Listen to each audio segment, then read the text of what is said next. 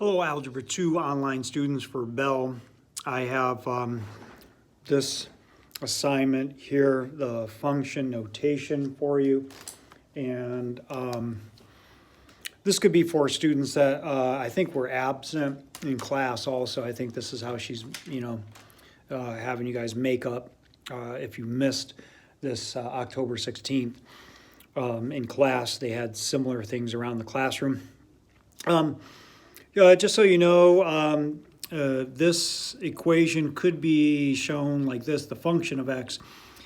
Pretty much you're just pointing out that this whole f of x stuff is just y. It's just telling you that, whatever you put in for x and you work it out, you're going to get this y value, or that y is the function of x. That's what this means.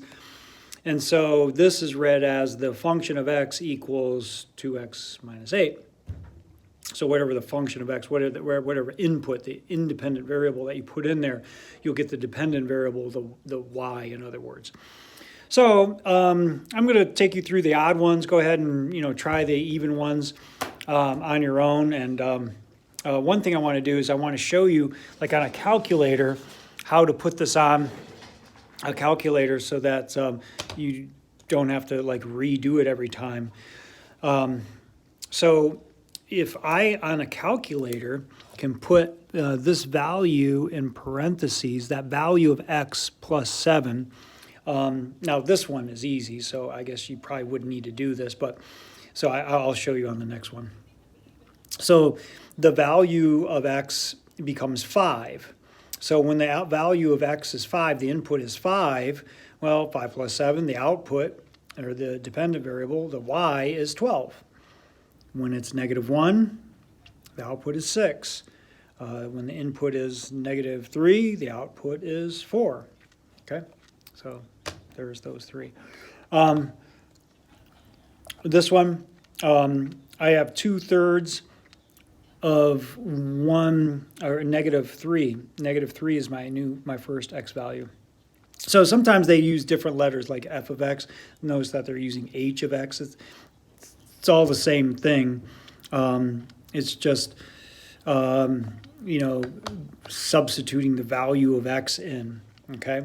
They may use like f of x and h of x to differentiate different problems, different sets of problems within a whole problem, because they may have you compare or have you add problems together, like adding this one to this one and equaling a certain amount. They they may mark this one as f of x and this one h of x if they're putting equations together. You'll probably see that later. But anyways, so I've just substitute my x values in. So here I have the negative 3, here I have the 0, here I have the 9, and this is the output.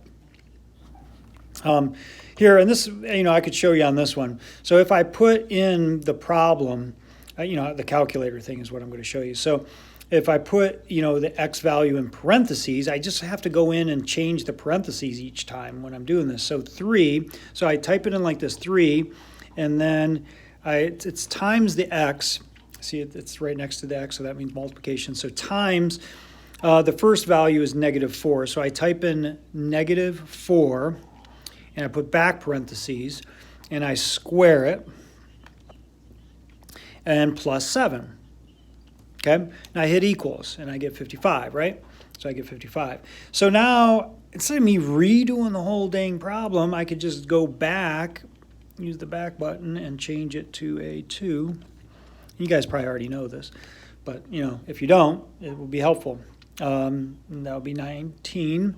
And then, if you don't know 0, what 0 is going to do, it's just going to make this whole section 0, and then you're just going to have the 7. But I put in a 0 for it, and then I get 7.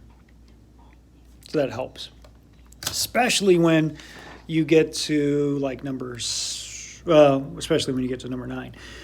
But this one, I'm substituting a negative 8, a negative 2, and a 0, and these are your outputs. So you could pause this as needed.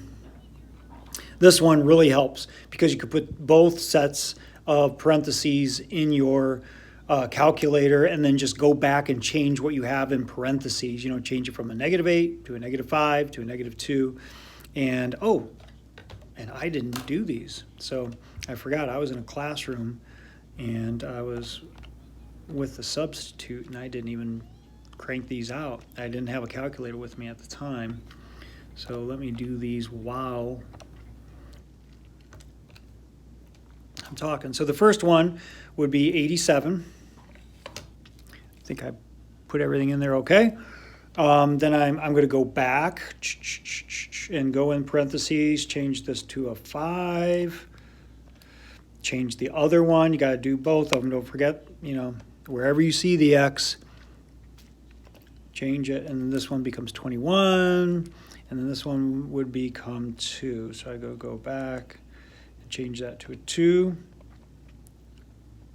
Change that to a 2. Hit equals. I get -9. Okay? That just makes things a lot easier.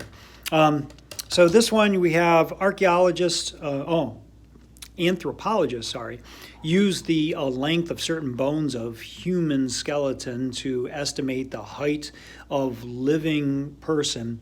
One of these bones is the femur. To estimate the height in centimeters of a female with a femur length of X, the function h of x equals 61.41 plus 2.32 x can be used.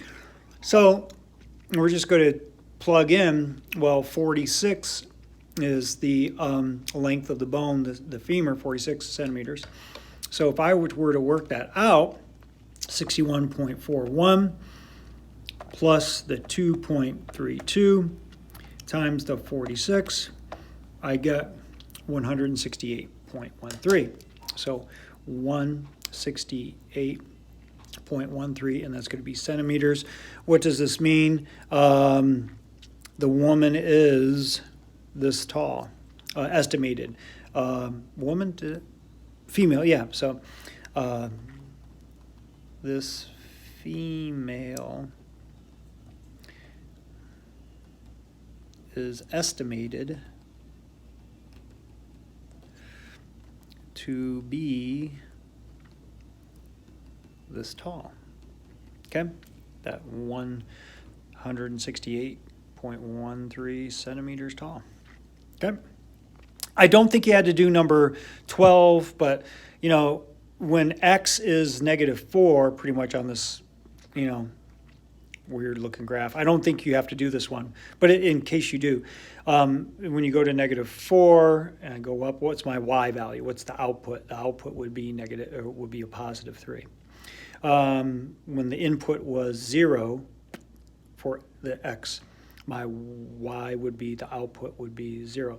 So this is your independent variable, the dependent. So when the input was 2, 1, 2, my output, the Y would be -2. And when the X was 5, right here, my Y value would be -1. So hopefully this helps, and good luck with this assignment.